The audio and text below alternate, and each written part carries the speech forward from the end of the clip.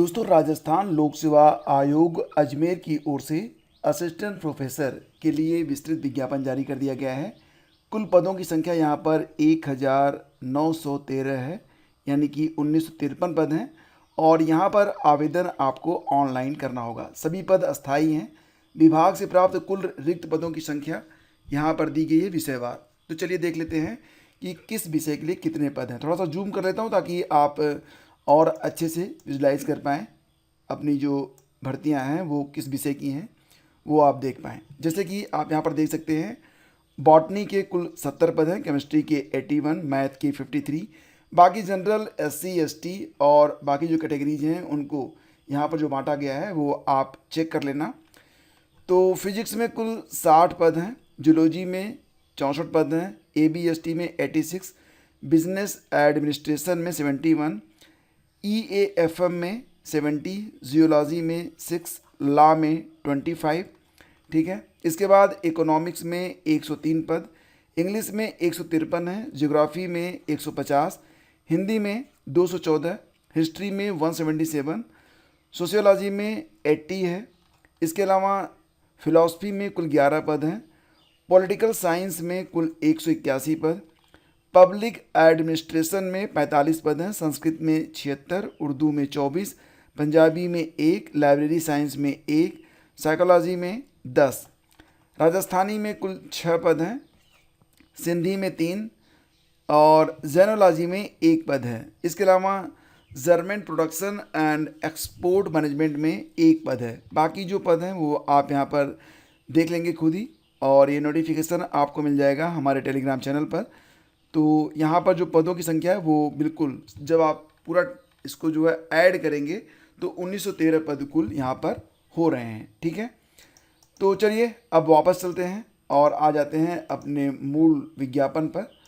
तो फ्रेंड्स, यहाँ पर ये बताया जा रहा है, जैसा कि आप यहाँ पर देख सकते हैं, कि राजस्थान राज्य के पिछड़ा वर्ग, अति पिछड़ा वर्ग और आर्थिक रूप से कमजोर ईडब्ल्यूएस के लिए आरक्षित पद हेतु पात्र और उपयुक्त अभ्यर्थी उपलब्ध नहीं होने पर इन पदों को नियमानुसार सामान्य प्रक्रिया से भरा जाएगा। ठीक है। तो यहाँ पर रिजर्वेशन तो है, लेकिन अगर अभ्यर्थी नहीं मिले तो उसको जनरलाइज कर दिया जाएगा। दूसरी बात यहाँ पर यह बताई जा रही है कि जो एससी, एसटी, ओबीसी आदि का जो लाभ होगा वो केवल राजस्थान राज्य के जो निवासी हैं, मूल निवासी, सिर्फ उन्हीं को मिलेगा। और इसके अलावा जो अदर स्टेट के अभ्यर्थी हैं, राज्य मतलब अन्य राज्य के जो आवेदक हैं, जैसा कि आप यहाँ पर देख सकते हैं, बिल्कुल स्पष्ट तौर से चीज़ लिखी गई है कि अन्य राज्य के आवेदकों को उक्त लाभ देय नहीं होने के कारण उन्हें सामान्य वर्ग के अंतर्गत ही आवेदन करना होगा। तो अगर आप राजस्थान के नहीं हैं, यूपी से हैं या कहीं और से हैं, तब आपको वहाँ पर जो जनरल की सीटें हैं सिर्फ उन्हीं के मुताबिक आपको आवेदन करना होगा और वही चीज़ें यहाँ पर अनुमान्य रहेंगी। तो एलिजिबिलिटी क्या होगी, शैक्षणिक योग्यता। देखो फ्रेंड्स, अगर आप सिंपली नेट क्वालिफाइड हैं तो आप यहाँ पर आवेदन कर सकते हैं। ठीक है। और नेट के लिए जो एलिजिबिलिटी होती है वो तो आप जानते ही हैं कि नेट के लिए जो एलिजिबिलिटी है उसमें संबंधित विषय में आपका पीजी होना चाहिए, जिसमें 55% मार्क मस्ट होता है, कंपलसरी होता है। और अगर आप ओबीसी कैंडिडेट हैं तब आपको, या एससी हैं या फिर एसटी हैं, तो 5% की छूट मिलती है। तब आपका जो पीजी है वो 50% भी होगा, तब भी चलेगा। बेसिकली आपको ये देखना होगा कि आप जिस विषय से आवेदन करना चाहते हैं उसमें नेट आपका है या नहीं है। नेट के जो इक्विवेलेंट अन्य यहाँ पर सर्टिफिकेट्स हैं, जैसे कि स्लेट हो गया, सेट हो गया, ये भी यहाँ पर मान्य होगा। इस या फिर अगर आपने नियमानुसार पीएचडी की हुई है तब भी आपको जो यहाँ पर लाभ मिलेगा। यानी कि पीएचडी वाले, नेट वाले और स्लेट या फिर जो स्टेट एलिजिबिलिटी टेस्ट होता है, तो उस लेवल के जो अभ्यर्थी हैं यहाँ पर आवेदन कर सकते हैं। पीएचडी के लिए आपको जो रेगुलेशंस है उसके मुताबिक आपकी पीएचडी होनी चाहिए, तभी आप यहाँ पर वर्किंग रहेंगे, तभी आपको जो है यहाँ पर मान्यता मिलेगी। ठीक है। इसके अलावा working knowledge of Hindi written in Devanagari script and knowledge of Rajasthani culture, तो ये चीज़ें भी यहाँ पर बताई जा रही हैं। बाकी जो जब आप आवेदन करेंगे तो आपको वहाँ पर स्टेप बाय स्टेप हर बात गाइड की जाएगी, तो बहुत ज़्यादा इसे पढ़ने की ज़रूरत नहीं है।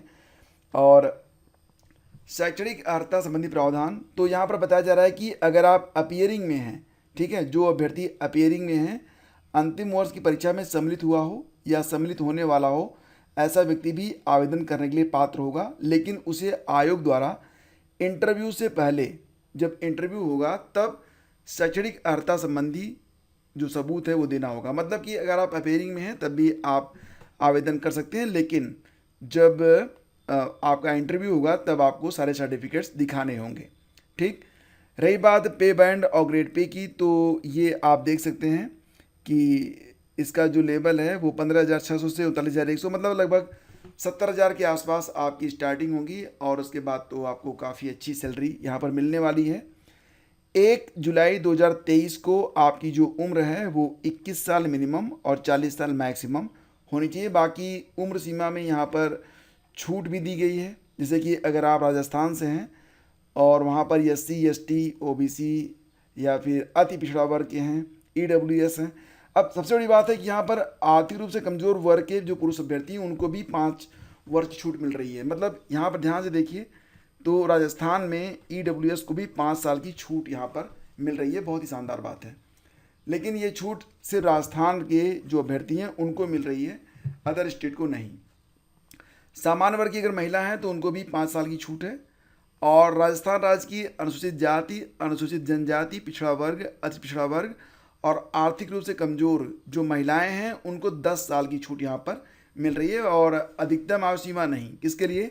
विधवा एवं विच्छिन्न विवाह, परित्यक्त, तलाकशुदा महिलाओं का कोई भी अपर एज लिमिट नहीं मांगी जा रही है। तो ये बात मुझे बहुत अच्छी लगी। यूपी में भी ये नियम लागू होना चाहिए। आप लोगों की मतलब इसके बारे में क्या राय है, कमेंट करके ज़रूर बताइएगा। चयन प्रक्रिया के अंतर्गत आपको बता दें कि यहाँ पर आपका पहले एक टेस्ट होगा, यानी कि रिटन एग्ज़ाम होगा। रिटन में सारे प्रश्न होंगे वो MCQs रहेंगे, ठीक है। अब मैं रिटन इसलिए बोल रहा हूँ क्योंकि ये OMR बेस्ड एग्ज़ाम होगा, ठीक है, और उसमें आपको जो ओवल होता है ना वही काला करना पड़ता है। तो MCQs पर आधारित ये परीक्षा होगी, उसके बाद आपका इंटरव्यू होगा, ठीक है। तो मतलब MCQs आधारित एक टेस्ट होगा, उसके बाद आपके लिए इंटरव्यू होगा। और अगर ज़रूरत पड़ी तो स्केलिंग, मॉडरेशन, नॉर्मलाइजेशन, ये प्रक्रिया तो आयोग अपनाएगा ही। परीक्षा जो है यह अक्टूबर के महीने में संभव है। और यहाँ पर परीक्षा जो होगी वो ऑनलाइन, ऑफलाइन किसी भी प्रकार से ली जाएगी, लेकिन वस्तुनिष्ठ होगी, यानी कि MCQs होंगे, ठीक है। सिलेबस आपको जल्दी मिल जाएगा। आवेदन अवधि जो है वो 26 जून से लेकर 25 जुलाई तक है। 26 जून से 25 जुलाई तक आप आवेदन कर सकते हैं। इसके लिए OTR भी आपको करना पड़ेगा, ठीक है। तो RPSC की वेबसाइट पे जाकर आप पहले OTR कर लीजिए। अगर OTR में कोई दिक्कत आती है तो आप कमेंट करके बताइएगा, उसकी विधि भी मैं आपको बता दूंगा। और रही बात फ़ीस की, तो यहाँ पर जो फ़ीस है वो 600 रुपये है, ठीक है। बाकी जो रिजर्व कैटेगरी के स्टूडेंट हैं उनकी फ़ीस 400 रुपये है। और यहाँ पर जो रिटन एग्ज़ाम होगा उसके बारे में बताया जा रहा है कि the written examination shall be consist of following papers carrying the marks and time allowed. तो यहाँ पर जो पहला पेपर होगा, subject concerned with the post, जिस विषय में आपने आवेदन किया है उसी से संबंधित जो विषय रहेगा आपका, तो उसी से संबंधित यहाँ पर 75 अंक के प्रश्न पूछे जाएंगे, 3 घंटे का समय। और जो दूसरा पेपर होगा वह भी वही रहेगा, 75 अंक की ये परीक्षा होगी आपके विषय से संबंधित, 3 घंटे। और एक होगा जनरल स्टडीज ऑफ राजस्थान, कुल 200 अंकों की परीक्षा है, ठीक है। और कुल 3 3 6 2 8 घंटे, मतलब 3 पेपर आपका यहाँ पर होगा। और the interview shall carry 24 mark, ये भी आपको ध्यान देना है। बाकी अभ्यर्थी यथासंभव मोबाइल नंबर और पत्र व्यवहार में पते के लिए परिवर्तन न करें, यदि दिक्कत होगी आपको। आवेदन की अंतिम तिथि और दिनांक का इंतज़ार न करें। बाकी जो नोटिफिकेशन में सामान्यतः दिया जाता है वही बातें दी गई हैं। विवाहित महिला के लिए पति वर्ग से नहीं, मतलब पति की ओर से नहीं, बल्कि अपने पिता की ओर से जारी जो उनका होगा नाम, निवास स्थान, आय के आधार पर, ठीक है, तो वो चीज़ें मान्य होंगी पिता पक्ष की ओर से। आर्थिक रूप से कमजोर वर्ग EWS के अभ्यर्थियों को नियमानुसार सक्षम प्राधिकारी द्वारा निर्धारित प्रारूप में जारी इनकम एंड एसेट्स सर्टिफिकेट प्रस्तुत करना होगा। तो यही नोटिफिकेशन है, कुछ खास नहीं है, 8 पन्ने का नोटिफिकेशन है। बाकी अगर आपको आवेदन करना है तो एक बार आप नोटिफिकेशन देखकर ही आवेदन करें। नोटिफिकेशन आपको ऑफिशियल वेबसाइट पर मिल जाएगा। आप ये राजस्थान लोक सेवा आयोग की वेबसाइट है, यहाँ पर आपको मिलेगा न्यूज़ एंड इवेंट्स। जो तो तीसरे नंबर पर यहाँ पर आपको ये वाला जो लिंक है यहीं पर क्लिक करेंगे तो नोटिस आपको देखने को मिल जाएगी। ठीक है, बाकी डिटेल्स आप यहीं पर चेक कर लीजिएगा। अगर कोई प्रॉब्लम हो रही है तो नीचे कमेंट कीजिएगा। वीडियो को लाइक और शेयर करना बिल्कुल मत भूलिएगा। Thank you so much.